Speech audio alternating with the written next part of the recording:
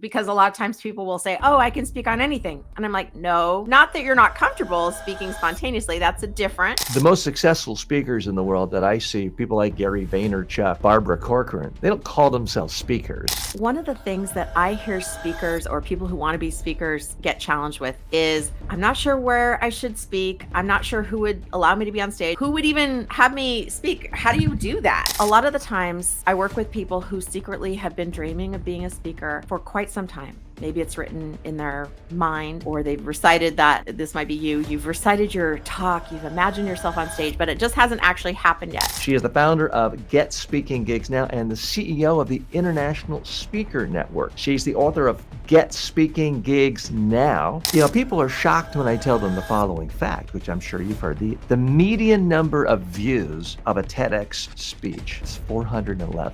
And that goes for paid speaking, speaking where you're waiving your fee, speaking where you might be have an opportunity to pay for it, like you are the one who's paying. That might be a great opportunity for you as well. It's designed to help an entrepreneur or business owner, small business owner who really feels called to speak, and you want to use that model to grow your business. So I tell people, don't waste time on the speaking for free. If it involves traveling somewhere, I'd much rather you make 5 videos and share it with the whole world and build a social media following. Now, I'm going to share something with you that I don't know if you're going to believe me or not, but I haven't cold called for speaking in 9 years. Imagine yourself on the stage. You're looking at the audience. They're looking at you. They're hanging on your every word. You are reaching them, connecting with them. They're hanging on to your stories. More important, they're remembering the key concepts you're delivering. You are a professional speaker. Now, that is the dream of a lot of people. A lot of other people said, oh, I'm afraid of speaking. That's the worst thing. I would never want to do that. Well, you're not a bad person if that's your belief, but many people, including yours truly, we love to speak. We love the attention. We love the limelight, and we love helping people. Our guest today is an internationally renowned expert on helping you get on stage, getting gigs, building your business through speaking. She is the founder of Get Speaking Gigs Now and the CEO of the International Speaker Network. She's the author of Get Speaking Gigs Now, and she's got all sorts of tips on how to really build a business that involves speaking, professional speaking. It's my pleasure to invite to the stage Leisa Reid. Thank you, TJ. It's exciting to be here. Thanks for being with us. So let's just dive right in. So many people, I think, are mystified by professional speaking. On the one hand, it's rare for me to ever go at a professional meeting where someone doesn't say, well, I'm a speaker, or I want to be a speaker, or I'm a great speaker. I was at a TED conference, TEDx, this past weekend. Everyone said, oh, I'm a speaker too. What really separates between people who want to be speakers and those who get on stage and get paid? Yeah. And I look at it a different way. One of the things that I always tell people is once you say you're a speaker, usually the next question someone's going to say is, oh, well, what do you speak on? And I have found that's the first delineator is, do you actually have a talk in your back pocket that you could whip out that you know the title of, you feel confident in, you've put that stake in the ground and you know your stuff. To me, that's an indicator right away. I can tell if someone has never actually given their talk, but they do want to be a speaker or they've been around the block a few times. So that's my first, like, okay, now we're talking serious. And I always tell my clients, you want to be able And to Leisa, I apologize. I interrupted you. If you could please elaborate more on Sure. having a speech, because I agree with you. I hear so many people, I can speak, and I say, what topic? Oh, I can speak on change and communication and management and if you speak on everything, you speak on nothing. TJ, you are speaking my language right now. That's exactly what I say. I said, because a lot of times people will say, oh, I can speak on anything. And I'm like, no, not that you're not comfortable speaking spontaneously. That's a different, but I want any client who works with me to be able to, if there's an opening and the speaker canceled or whatever happened and they could just jump on that stage the next day, I want them to be completely prepared. But when it comes to the title and just knowing your stuff, I don't know what's going on with my voice today, but I would say I want you to be able to pass the grocery store test, meaning imagine you're standing in line at the grocery store and you get to talking to the person in front of you or behind you, whatever, and you say you're a speaker, and then they'll say, what do you speak on? You want to be able to pull that right out of your back pocket and say, this is my topic, without any hesitation. You don't want to look it up. You don't want to be thinking about it. You just want to have that confidence. And I think that's the key to start building your confidence and certainty about getting on stage and actually becoming a speaker. Mm-hmm. We were speaking in the pre-interview a little bit. Do you recommend people position themselves as a speaker or position themselves as an expert? Because to my eye, the most successful speakers in the world that I see, people like Gary Vaynerchuk, Barbara Corcoran, they don't call themselves speakers.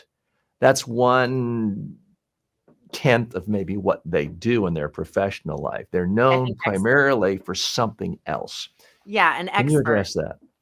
An expert, because you want to be known for something. Like I'm actually known for speaking, not speaking, being the speaker necessarily, although I'm known for that as well. But when someone says that they want speaking engagements, or they want to learn how to get on podcasts, or they want to learn how to create their talk, people in my network go, oh, have you met Leisa Reid? Like, you should talk to her. That's what I want to be known for, is helping them get their speaking out there and to more audiences. So I think it's important to be known for whatever that thing is that you do versus the job that you do. What is the International Speaker Network? That's a network that I created back over 10 years ago. Now, off camera, you and I were chatting about some of the speaking organizations. At the time, there was nothing near me. I'm in Southern California, and it was going to be a couple-hour drive to get to any other kind of speaker network meeting.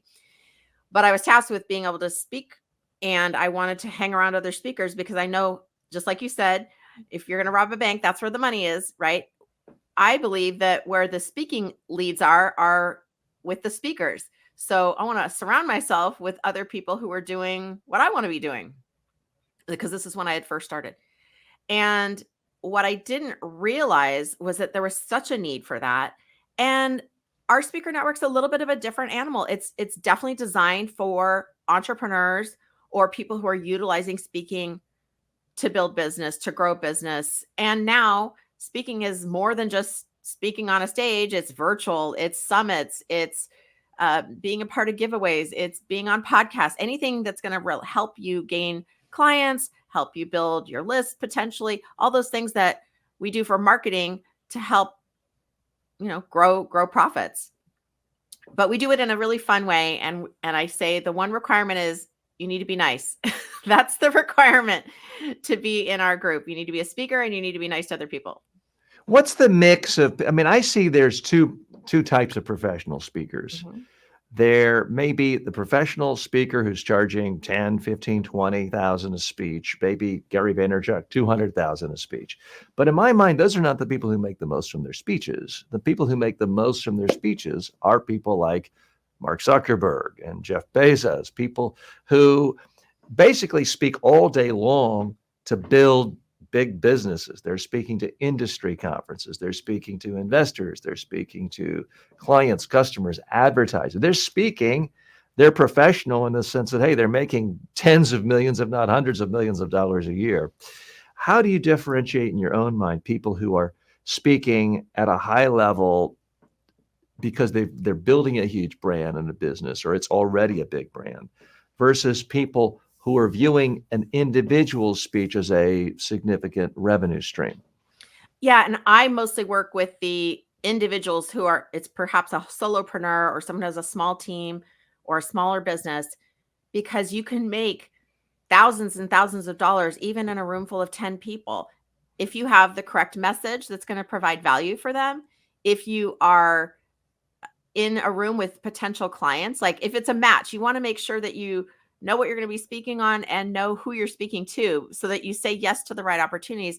And then I think you can monetize every scenario, right? Whether there's a speaker fee or not. And I think there's a lot of misunderstanding for the little people, meaning the solopreneurs, the new business owners, the person who's got a dream that they want to be speaking, but they don't think it's possible because they see like those big famous, icons and tech geniuses out there, and they think, well, I can't, I don't know, who am I can't do that.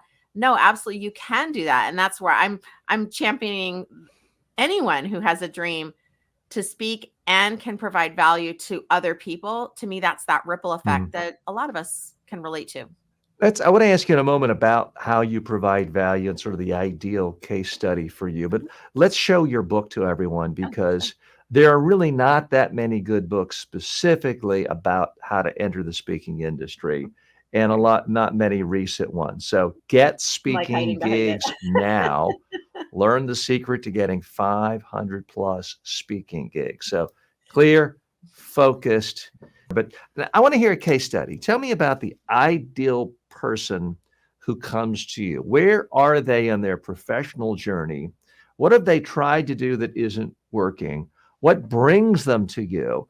What happens immediately in the first month? And then where are they, let's say, a year after working with you? Well, I'll share a more recent story. So it hasn't been a year yet, but a gal I've known for quite some time has been dipping her toe in speaking, and I know she had some coaching in the past, but she still had something that was holding her back. So, and she had changed her business, so she was still like muddling in her mind, like, what am I going to talk about? How's this going to work? And um, I just said, let's just let me help you. Like, I know that I knew I could help her. I just knew it. There was just a couple little tweaks that we needed to make, and she trusted me, thank goodness, and really leaned into the process. And we created her talk that felt really good to her, that allowed her to be her. I think she was so busy following other people's formulas and trying to make it perfect and reading from a script and just worried about doing it right, that her personality was getting lost in the process. And she's got this great, welcoming, warm personality. So once it clicked that she could like let go of that perfect perfect model of doing it, she started to shine. And just the other day, I saw her at an event and she said, Leisa, I owe everything to you. I thought, oh, yeah, I don't know about that. But she was very, very complimentary. And she said, I am speaking all the time. I'm attracting clients. I've got people in my network now. Like, she has a community of women.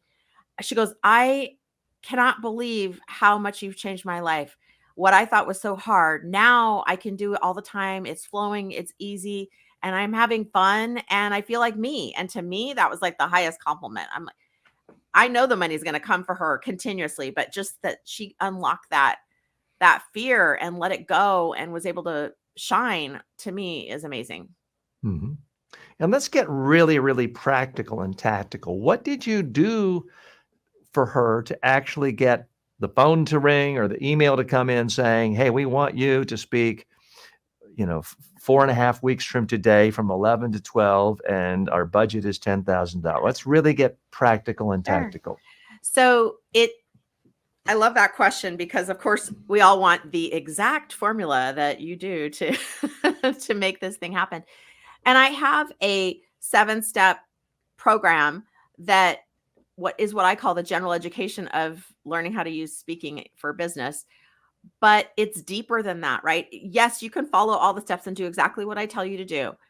But what I have found is that actually, as entrepreneurs, we are not cookie cutters, right? Like, we are not all the same. And what's really helpful is having someone look at your stuff, listen to you, understand you, and think, okay, let's try this. How does this feel? What do you think about if we did it this way? And allowing the person to start to create their own way of doing something that feels right for them, because they could do my stuff, but if it doesn't feel right, they're not going to do it. And what I'm talking about is the sales part, right? Like, if I always say you have to have a call to action, I think you should have a call to action at your talks. Now, if you're a paid keynote speaker, that might be a little bit different situation. Again, all situations are going to be contextual. But let's say you got invited to speak. There's not a speaker budget, but you're allowed to offer the audience something, whether it's a monetary thing or a free thing, whatever it is that helps you get your business. If you're not clear on that, the audience is not going to be clear on that. And that's usually the thing that people forget to do. Now, Do you have to do it exactly the same way I do it? No, but you have to be in love with whatever you're doing. And I think that's the key missing ingredient that people just don't feel comfortable selling from stage. So they just forget, quote unquote, to do it, or they run out of time, and or it feels awkward or weird, or because they feel awkward or weird about it. So there's all these little components that go together to help you be successful. Well, here at the TJ Walker Show, we love selling from the stage. In fact, in a moment, I'm going to do what I do with every one of our guests. I'm going to say, Lisa, you got 2 minutes. I want you to blatantly sell. Give us your best pitch. We want to help you. We want our people to see a good pitch in action. Oh, So I want you to pitch your book. I want you to pitch your practice. I want you to pitch your organization, your consulting. So I'm actually going to take my face off, and it's going to be you on screen for a couple of minutes. And again, this isn't, some podcasts don't like that. We want you. We're all about empowering people to be more successful by communicating more effectively and having more confidence in their communication, because you're absolutely right. Nothing's worse than someone, I've seen it. Well, I have this new CD here on how you can sell products and make money, and you probably don't want it, so I'll just leave. I mean, we've all seen that, and they, of course, sell nothing. yeah. And I've been fortunate enough to see Zig Ziglar selling from the stage, and this was 17 years ago. He would sell his $2,500 cassette tape package, and he would treat it like it was gold, and he got you really excited about it. And wow, he would sell 6 figures worth every time he spoke. So with that, I'm going to take my own face off, and I want to hear you give us your best pitch, your best Okay. ask, starting now. All right. Well, one of the things that I hear speakers or people who want to be speakers get challenged with is, I'm not sure where I should speak. I'm not sure who would allow me to be on stage. I don't know who would even have me speak. How do you do that? And that's why I created the International Speaker Network, which is on ispeakernetwork.com, because what I found is that over many years, the easiest way to get speaking engagements without cold calling, yes, without cold calling, is to hang out with other speakers, have that virtual handshake. You would be so surprised how generous people can be when you just get to know people. And you know what speakers have? They have all the information that you want. They have the name of the meeting organizer. They have probably the phone number and the email and the website and when they meet and what the event was like. They have all that information, whether it's in their head or written down, but they have that. So why not hang out with a whole bunch of other people who have the information that would be really helpful for you? And at the iSpeaker, it's at ispeakernetwork.com is where you can go find out more information and join. It's very low entry point to join. We meet virtually once a month. And our goal is that you get to have relationships with other speakers that can help you minimize your cold calling, get booked more often, more easily, get exposure. We use the whole community to lift you up. It's only $99 to join. So it's such a no brainer. If you're out there struggling going, how can I get on more podcasts? How can I get more speaking? How can I actually do this and get my message out there and help people? The iSpeaker Network is where you're going to want to go. And it's short for the International Speaker Network. Now, here's another opportunity I want to share with you. A lot of the times I work with people who secretly have been dreaming of being a speaker for quite some time. Maybe it's written in their mind, or they've recited that. This might be you. You've recited your talk, you've imagined yourself on stage, but it just hasn't actually happened yet. And you know that you can help people, right? You know that you can help people, and just think it would be such a big dream, so fulfilling to share that message that you have with a group of people, whether it's virtual or in person. If that's you and you just need support and you don't know how to get started and you've been looking for somebody to help guide you through the process, then I'm going to give you a different website. And that's getspeakinggigsnow.com/chat. That will lead you to a speaker readiness assessment. And I'd like you to just put your heart and soul into answering those questions and let me into your speaker journey. I'll read those and we will have a meeting. and talk about what it is that you're trying to create. And we'll go over some different options that would be helpful for you. So that's at getspeakinggigsnow.com/chat. I don't usually offer that And well, publicly, but TJ, you. well, let's go ahead and put that out there. Ben, if you could post that in the comments section, and let's get a little extra traction for Leisa. And now tell us, let's give a full throttled pitch for the book, because having been an author myself, I know you put a lot of time and energy and effort into creating a book. Absolutely. And very few of us really make a fortune off the book sales. It's because of the leads, the other business, the speaking gigs that can come in from it. So now let's hear the pitch on the book. Yeah. So the book is available also at Get Speaking Gigs Now. And there's another URL to that, but I don't have that memorized. Sorry about that. Oops. So here's a tip when you're holding your book up. Sorry, I'm StreamYard. So you always want to hold it up nice and tall and right near your face so that people can see it and show the whole thing, right? So this is what I created when people kept asking me, how do you get so many speaking gigs, Leisa? What are you doing? How do you do it? And I'm like, well, let me write out my ideas and give actual scenarios. What is it that I do? And it's divided into these 7 steps, right? Talk about getting your talk created. How do you monetize your talk? How do you start to figure out your ideal prospects and audiences? Where are they? How do you actually have conversations with people who are potentially the meeting organizers?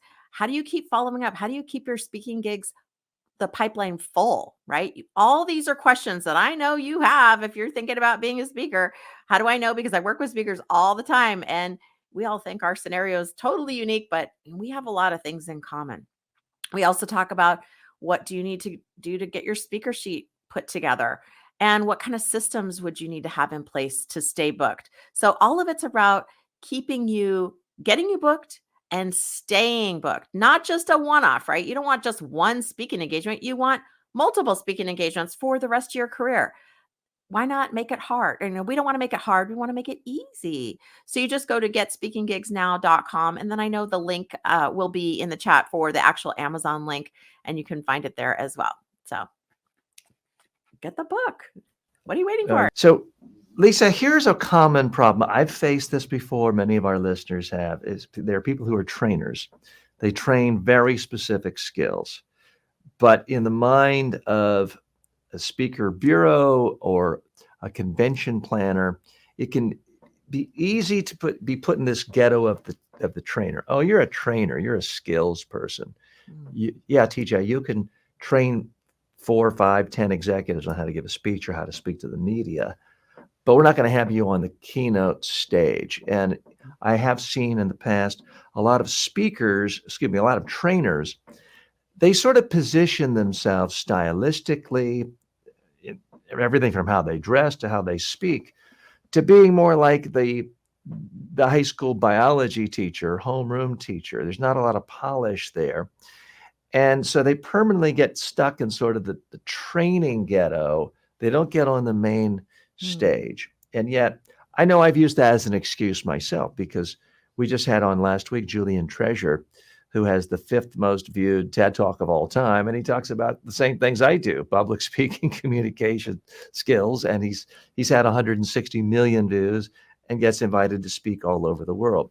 So do you have any particular strategies for people who are already trainers, maybe are in the marketplace, corporations hire them for trainings, and they want to make that jump to the keynote speaker slot? I don't work with a lot of people like that, but I would imagine that the clearer that you are on what it is that you're trying to do and why, that would be helpful, because you have to have a strategy of why you're doing it. And I'll use an example of TED Talks since you brought that up. Sometimes people will come to me and they say, "Well, I want to have a TED Talk." And I'm like, "Oh, okay. Why? Like, what's that about?" And they'll say, "Well, I've heard that's what you're supposed to do and that's how you get famous." I'm like, "Well, not necessarily." Like, it depends. So it's a lot. All these things require energy and effort. So it depends on, like, well, how badly do you want it and what is it that you want? And then we can get narrow and like figure out, okay, this is the best resource for you, or this is the best direction for you. Because keynote speaking and being a full-time speaker or is a different strategy than building a business. You can dabble in both, of course, but it's a different strategy.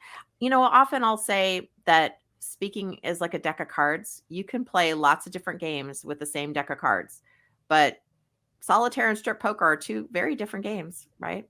Same deck Mhm. of cards. So, Let's talk about TED a moment. I like TED. I like to watch TED speakers. I've trained a lot of people for their TED main stage speeches as well as TEDx speeches. I was at TED Boca just 2 weekends ago. oh, But, people are shocked when I tell them the following fact, which I'm sure you've heard. The median number of views of a TEDx speech is 411. People think, oh, you get on the TEDx stage and millions of people. Well, to a tiny percentage, yes. And I see so many people almost fetishize TEDx, like it's the gate. Well, you do that, wow, the millions of dollars are just flowing in. And I see the vast majority of people who do a TEDx. I mean, they spend so much time, effort, energy on it. It gets 1,100 views. The amount of time they spent on that, maybe they could have built a YouTube channel that now has 10,000 followers and subscribers watching them every day. So, your thoughts on where TEDx really comes into play? Also, some questions. Joanne says, "Thanks for the advice. Is it best way to impress the audience storytelling to relate your messages?" Let you answer that after we talk about the TEDx. yeah, I have a similar questions about TEDx when someone wants to do that. I think as long as you're clear on your intention and what your goal is and what your expectations are in line, then it can be a great vehicle. It can give you credibility, but you're right, it is a lot of work. It's a lot of effort. So the other thing is, do you have a marketing plan after it's over? And this is similar to when I help people, like within the first 30 days, we do a thing called Get Your Talk Ready to Rock, meaning we're going to work on your talk, get it ready so that you have that product on the shelf. If you don't ever use it, it's not going to do you any good. If you don't use your TED Talk in marketing, your views are not necessarily going to go up. So a lot of times people think, oh, I have to just put the effort into the content of the talk and forget that, oh, yeah, I'm building a business and there's this other part to it. So, or like writing a book, like you could spend all this time writing a book. If no one reads it and no one hears about it, it's not going to make that cash register ring either. Yeah, I mean, well, don't even get me started about books. I find so many people waste their time. Let's switch gears for a minute. First, take Joanne's Yes. question about storytelling, because everybody says they like stories. Mm-hmm. And yet, the first thing I see so many people who tell me they want to be a great speaker and maybe get on the TED stage is they get up and they've got bullet points on a slide. I'm like, where's the story? I think it really depends. I think storytelling is important, but it has so many different formats that it can take. Also, some people are naturally gifted in it and some people are not. So I think also it's a matter of finding, what are you excited about? What lights you up as a speaker? What part of your personality and your expertise can really make you shine on stage to give value to the audience? And that might be in a story. It might be in your own story. It might be in a client success story. It might be in an industry story. But I'm not as strict about it because I think it can freak someone out if they're just brand new thinking, oh, I'm not a good storyteller. I can't do this. And I don't think that's true. I think you can absolutely do it even if you don't have a story. But if you're a really good storyteller, certainly that's a superpower. So, Great. yeah, I could talk about that for a long time. Yeah. So if you hear anything you like about the book, why wait? When I hear something that I think is going to help my business, build me business, help me in any way, I just try to get it right away and don't even think about it these days. Because I do believe you've got to keep investing in yourself, especially in a business like speaking. You've got to be up on every trend. Leisa, tell us, we're going to come back to the book, but tell us briefly what the book is about and how it's going to benefit someone who's hoping to get more speaking gigs. Right. Well, I'll start by telling a story because we were talking about this earlier. About 10 years ago, I started speaking and I had zero speaking gigs, zero clients, zero email list. I didn't have an opt in. So, ground zero. And my first year, I booked 83 speaking engagements in my local area. And I started a network, which is now called the International Speaker Network, because I thought I want to hang out with other people who can help me and who I can help too. And what I wasn't expecting was for the people in the network to consistently ask me, "How did you get booked? What did you do? How can you help me? Can I pick your brain?" Right? So I knew there was some kind of gap in the industry. Like there's all these people, like you said, TJ, there's all these people who want to start speaking or want to speak more. I mean, what speaker doesn't want a microphone, right? Like we all want to have that microphone, but how do they get it? That was the trick. So when it came to creating my company, I thought, I think this is it. It's not about how to be a better speaker. It's how do you actually get the gigs. And so in the book, I outline the seven different strategies I use when I really narrowed it down. Like, what strategies would someone really need to consider if they wanted to get booked and stay booked for their entire career? And that's what's in the book. Walk us through the transition of speaking, even paying someone to listen to you versus speaking for free versus getting paid. I know back when I was active in the National Speakers Association, there was always this divide where a lot of the old timers would say, if you're a professional, never speak for free. You've got to charge. And if you don't charge $5,000, you're demeaning yourself. And others say, hey, the best way to get speaking gigs is to be a great speaker and someone there to know what you are paid says, hey, you got to come speak to my group, and then you charge. Where do you fall on that line? I am probably a disruptor in this conversation because I know that there's been in the past that divide. It's kind of like people arguing over Mac or PC. I'm like, I don't know what computer works best for you and what you're trying to do. So I think of it as it's actually a chapter in the book and it's a module in my online curriculum. I call it monetize your speaking. And a keynote speaker fee is one way to monetize your speaking. It is not the only way. And I've made thousands and thousands of dollars in a room of 10 people who are ideal prospects for me. I've seen my clients do the same. And in that room, they did not have a speaker fee budget, right? Am I going to turn that away? No, because it's in line with what I do for my business and in line with my mission to serve more people and help more people. It's not about the speaker fee. I think sometimes people get hung up on the speaker fee because they want that guarantee. We like guarantees. We want to like make sure we get our money, right? And it takes the pressure off you. You're like, well, I already got paid, so I can do, I don't have that pressure of having to make money. But if you could suspend that belief for just a second, think like, well, if you have something that's really valuable for people to offer and you're in the right room, it's probably going to work out. Like it's a good bet on yourself. So that depends on the person's risk Mhm. comfort. But I agree with you I completely. There's a lot of different ways of yeah. making money. I always ask aspiring speakers, who makes more money? This speaker who gets $25,000 every speech, or this lawyer who speaks for free but picks up three clients who pay $100,000 a Yeah. year? It's, So that's what I mean. Like, it's just like we just, instead of doing it how you think it's supposed to be done, this is where, and you would ask me earlier, like, what should we talk about that I don't usually talk about? And it's your intuition, your own inner guide.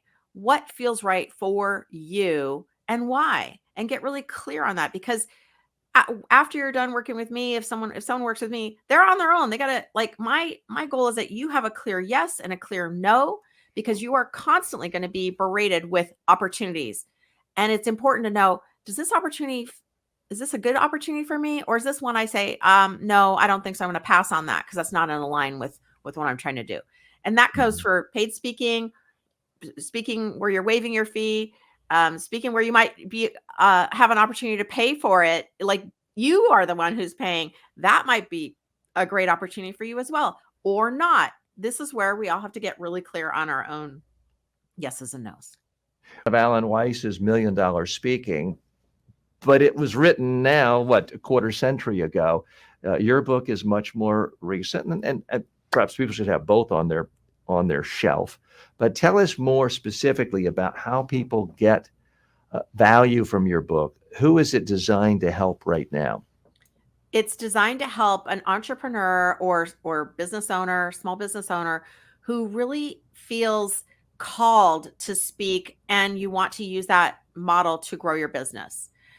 So, for example, you might be a coach or a consultant, and you just get a lot of excitement out of speaking to an audience and maybe teaching them something or sharing something really valuable, but you're not really sure how do you put that all together? How do you create that machine? And that's what who the book is for. Mhm. Okay. Lisa, I want you to rip me apart now. I'm being very sincere. I want to tell you the advice I give to people. I think you're going to say something different. And I want you to tell me where I'm wrong. Everyone has strengths and weaknesses and certain biases. I've been speaking at some level or not professionally, whether it's hosting shows or whatever, since 1984. That's when I did my first training. So I've been at it a while. Went to the National Speakers Association early 90s, was president of the National Speakers Association New York chapter, I don't know, 15 years ago. So I've seen a lot of changes in the industry. So way back in the day, someone wanted to be a speaker, you said, okay, put together a one sheet, figure out what you want, mail it to every Rotary Club in your town, knock on doors, beg to speak for free, have some kind of freebie at the end to try to collect people's business cards, follow up with them and ask them if you can speak to their group. And over time, it can build and you can build a professional business. And then you can take that video of that and send it to speaker bureaus, and then you can call speaker bureaus all day long. What I have told people in the last 7 years or so is that model's completely broken. The people I see who are most successful at speaking and everything else, the people who seem to have the most fun, speak in social media. They build significant followings. Doesn't have to be as large as Gary Vaynerchuk, but they figure out some core aspect, some niche, something they're passionate about. It could be on Twitter.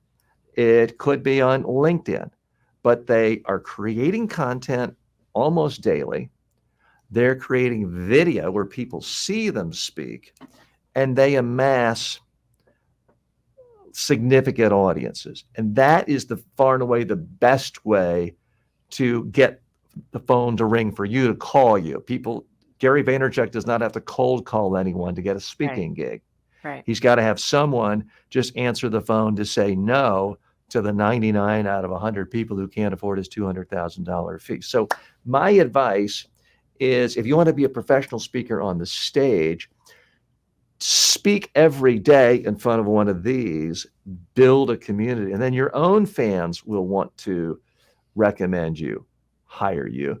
And the number one thing most conferences want these days is someone with some name ID who, if they announced Gary Vaynerchuk is speaking at our event, boom, another 500 people are willing to pay the $1,000 fee because they want to come hear you speak.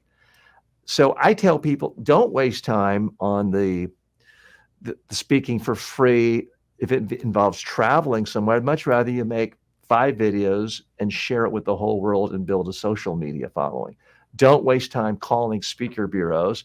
If you have to reach out to them, almost by definition, they don't want you for the most part. So that's what I tell aspiring speakers is there used to be a time when the only way to speak was to beg to talk to the Rotary Club. Now anyone can speak to the whole world. Mr. Beast speaks to hundreds of millions of people, and he doesn't have to knock on a speaker bureau or have some gatekeeper come after them. It's this whole concept of don't worry about the gatekeepers. Speak to an audience in the technology of the moment, which is not a live stage. It's a video camera. Then the gigs will come to you. I apologize. That's a very long question. I'm going to be quiet, and I want to hear from you why I'm wrong and what you think the better strategy is. Well, I think that this comes back to a conversation you and I had earlier about cookie cutters, right? If I suggest an idea to my client that they would hate and they would just be miserable doing, they will not do it. So I Mm-hmm. am much more of a fan of finding what suits you, what strategy is going to suit that individual that's going to help them get to that next step of where they want to go. There might be people who heard your your advice, which is working great for you because you're great on video and you love speaking. You've been doing it for so long, right? You're not at the beginning of your speaking career. So for you, you're like, well, rather than get on a plane, I want to build up my YouTube channel. I want to go live on all the platforms and I love speaking and I want to do it every day. That works perfectly for you. For someone else, it might be super intimidating. Maybe the tech is too out of reach for them or they just don't know what to say. So again, it's not that one strategy is bad and the other one's good. It's more of like really finding the one that you're going to do and you're going to do consistently, right? Not just a flash in the pan. Sure, you could go live one day. Is that going to make a difference? No. You Mm-mm. need to build it up regularly. So I think it's important that, especially as entrepreneurs, when you have your whole day, just have this white calendar, this blank space. What am I going to do with my day? I had a client ask me that. She was like, I don't know how to organize my day now that I'm an entrepreneur. Too much white space. We do nothing. So it is important to have, okay, these are the activities I'm going to do on a daily basis, or these are I'm going to do on a weekly basis. This is what's going to help me with getting clients. What's going to help me get clients? Oh, going and speaking, those kind of things. Now, I'm going to share something with you that I don't know if you're going to believe me or not, but I haven't cold called for speaking in 9 years. Okay. Mhm. Because I hang around other speakers and I create deep relationships with other speakers. And those deep, just a few relationships have saved me from cold calling for years. And I still speak 50 times a year ish, it's ranged Well, from I like, definitely believe you that you don't cold call because I don't even receive cold calls anymore yeah, we don't, unless or it's cold emails or automated. whatever. I can't imagine how anyone could do it because, I mean, There's my still people doing it. There's still I people mean, my phone, emailing. I don't think it's even possible for someone to cold call me because I've got a spam filter for calls. It just instantly goes to voicemail. Well, I mean like So, cold email or like, let's say Google searching. Like say you Google search down a yeah. rabbit hole, right? You put in, I want to, where can I go speak, right? And you just start Google searching in rabbit hole, rabbit hole, rabbit hole. You're there for 2 hours. You've got nothing. You maybe found an application that you read through for 20 minutes and filled it out Mhm. and then never heard back.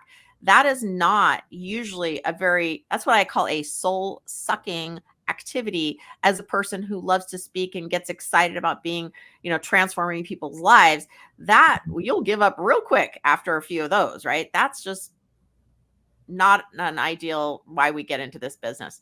So when I that's one of the reasons we created the International Speaker Network is like hang out with other people who are trying to do something similar as you and create relationships so that you can Yeah. build each other up. And I think it's a little bit more of a here you had said give you give you a different opinion. If we were to compare, it's a little bit more of a feminine approach. A lot of the examples you said are more masculine approaches. They're not wrong. There's not a wrong or right, but it's just a different way. And I work with a lot of really soul filling type, purpose driven women. I work with men too, but usually it's just a little bit more heart centered than like likes and clicks and this and that. And so it's a little bit of a different approach. Mhm. Right. I mean, I would point out a lot of the role models I'm thinking of on who are huge YouTube stars are women. I mean, Yeah. certainly there's bias in the world. I'm not suggesting there's not sexual bias in the world, but there are a tremendous number of women who have millions, tens of millions, maybe Absolutely. not Mr. Beast, but tens of millions of followers Absolutely. and subscribers who then have big speaking businesses Mhm. around it as well. So it brings up a tough issue. We live in a world where there are no gatekeepers. Anyone can be a TV network. Anyone can start a podcast and be a radio network. Anyone can be an author these days. You don't have to spend 2 years banging on doors of Right. HarperCollins and major publishers. But because of that, because there's no gatekeepers, it's very hard for most people to figure out a strategy because you could spend 22 hours a day Yeah. following up on LinkedIn and polishing a new demo video and reaching out to all your prospects and starting a new newsletter. There's almost an infinite number of ways you can market yourself as a speaker, do things that arguably are productive, and 6 months later, maybe you've made $0. How do you help people really figure out a strategy when they don't necessarily have a strong base yet. Mhm. Yeah, again, it's sometimes you might have to do a little quote unquote cold calling in the beginning if you don't have a strong network. These days, I remember, I don't know how many years ago, 15, 20 years ago, you'd say like, oh, most people know 300 people. Well, now with our social media accounts, we know way more than 300 or access way more than 300 people typically. And most adults are on some social media network. So we have a network. I think what happens is that people don't know how to utilize their network. Some people are naturally gifted at seeing those opportunities, and some people just really have, they're like, I don't know, what do I do, just spam everybody or like email? No. So what we'll do is we'll figure out, how do you work with what you have when you have it, and then you just build upon the strategy after that. So say you have zero speaking engagement, like me, I started with ground zero. Okay, what's my first step? What's the thing that's going to help me the most? When I work with people in the first 30 days, we do the get your talk ready to rock session. In that session, they have their call to action, their learning points, their description of their talk, and the title of the talk. So they know what they're going to be doing. And I call that a product on the shelf, because now you can say really proudly and shout it from the rooftops, I'm a speaker and I speak on X, right? I speak on this thing. And that can help you all of a sudden get booked, even when you don't even have one slide created. Like, they don't need to know that. You can create the slides. I mean, be good if you had it all ready to go, but you don't need that to get booked. And then another speaking engagement can happen from that speaking engagement. So it's that domino effect. But how do you start to figure out where you're going to be speaking? That's unique as well. What's your history? What's your background? What's your personality? What kind of speaking avatar do you want to have? Like, I have a client who speaks English and Spanish, and he is very passionate about Hispanic business. So he was like, let's look at that angle. So he speaks to universities and organizations for business, but also for Hispanic business. And he's spoken internationally and all up and down the coast uh, for Hispanic business owners and business associations, because that's something he's excited about. So that's one avenue, that's an Mhm. example of how you can get really specific on where you're looking. Lisa, when I was at the active in the National Speakers Association New York chapter, I mean, here we are in New York City, a lot of successful media personalities, authors.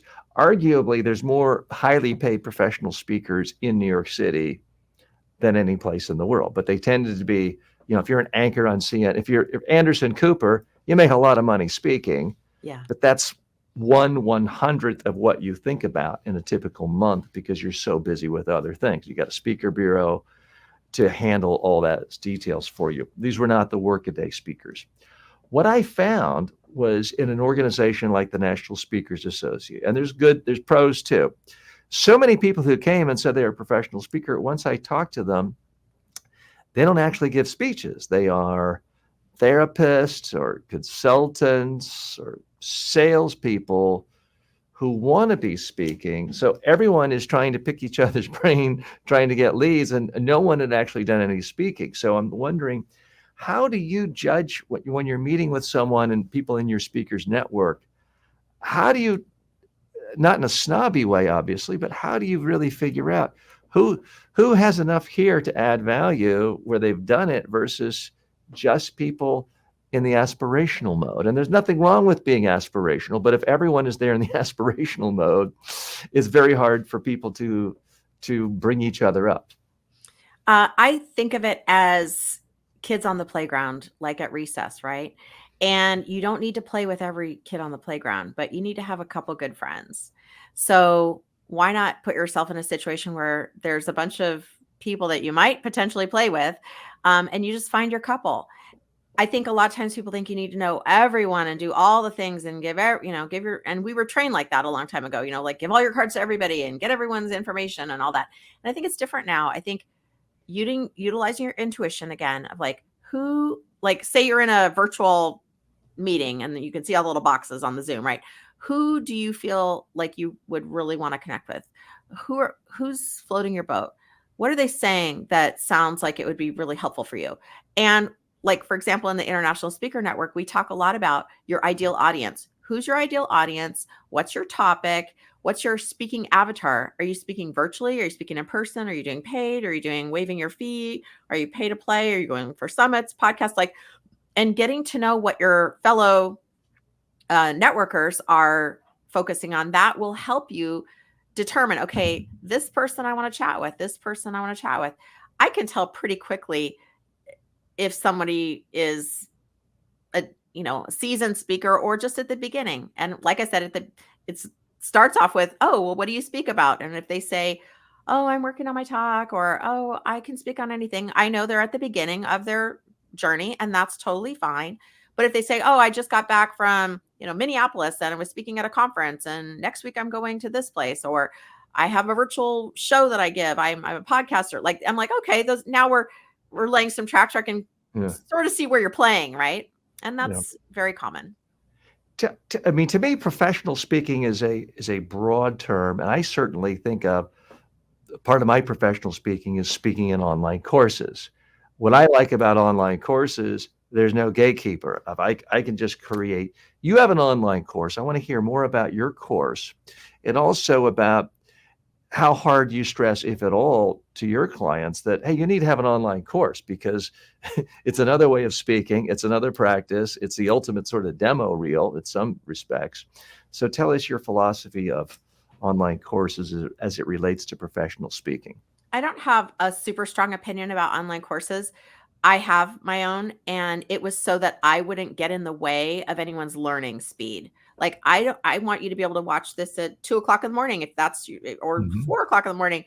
Any time zone that you're in, I want you to be able to have access to that information, so that when you and I are together, we're talking about really like the deeper stuff. Like, okay, how do I apply that to me and my business? That's the conversation that's really valuable. And I think a lot of entrepreneurs are like feeling stuck and alone. Like, they watch the course and then they're like, okay, but I don't know I got stuck on this part. Like, that's why I'm here. So that's just for And that do part. you bundle your course with the consulting services or with membership in the International Speaker Network, or do you sell it on its own? I do both. I sell it on its own, and then I also, for my speakers training academy, they get access to the course as well as access to me and masterminding and other access, so that way my whole thing is no speaker left behind. Like, I don't want you stuck in the station not moving. We got to keep you moving so that you can go out there and help more people.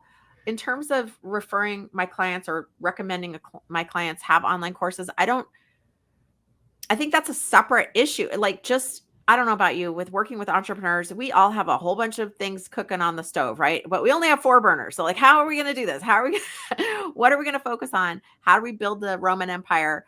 And I just say we're going to just build it one house at a time. And your speaking is probably a house, right? And then if you want to have a podcast, then that's a house, or an online course. Okay, but we don't need to do all the things all the time all at once. We need to decide what's going to bring us the cash the most quickly. Leisa Reid summed it up quite nicely. Again, the book is Get Speaking Gigs Now. Can they find out more information about your course, your consulting, your program at getspeakinggigsnow.com? Is Absolutely. that really the best place? Yes. And you can look at the Speaker Training Academy there. Great. And you're on LinkedIn, all social media. We've posted those links. And those of you seeing this perhaps on demand later on Amazon, the book is available. You see it right there in the carousel. One click and you can get it. Leisa Reid, thank you for being our guest today. Take care. Thank you.